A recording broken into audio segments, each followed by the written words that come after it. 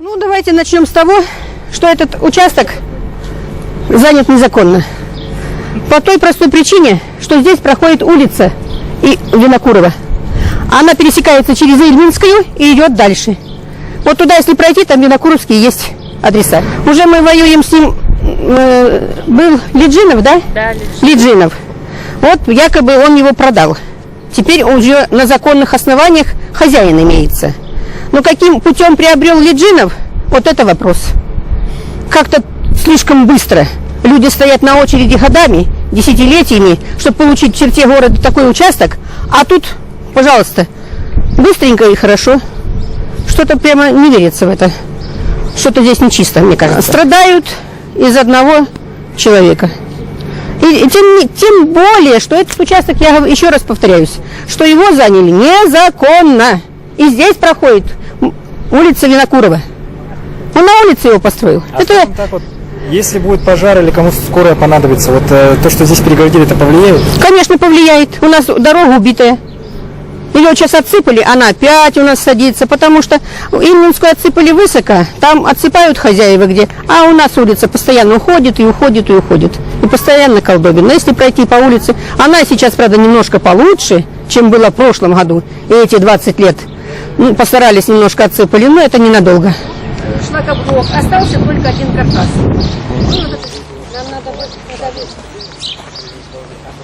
То есть, получается, страдают и эти люди, и эти.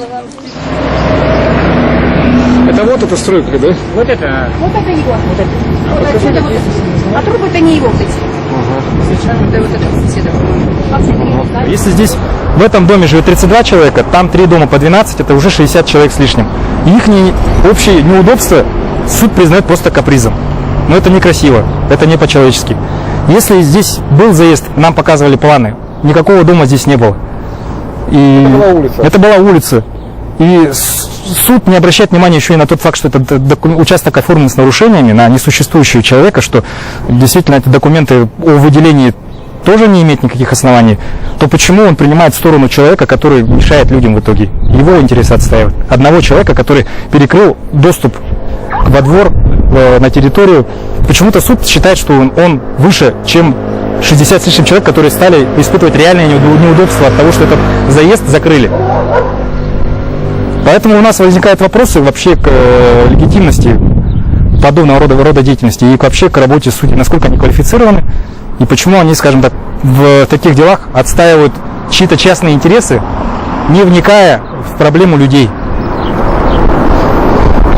И такие факты неоднократно у нас. К нам обращались люди по дачным участкам, там тоже всплывают моменты, которые указывают на то, что в городской администрации, в земельной службе и в суде целая цепочка лиц, которые как раз-таки работают слаженно и во благо друг друга. То есть они друг другу помогают оформить эти участки, как-то перепродать их, а страдают люди обычно. Я не буду, может быть, я окажусь голословным, но просто наводит на такие мысли. Когда неоднократно попадаются сведения о том, что документы, с помощью, на которые оформляли вот участки, они не настоящие. И именно подход прослеживается один и тот же. Оформляют его как пустой участок, затем оформляют, что там есть какое-то строение, которого по факту нет. И уже через это идет оформление приватизации целого участка. То есть везде механизм один и тот же. Почему-то он срабатывает. И в суде никто не замечает вот этих махинаций. Они кажутся законными. Вот это странно.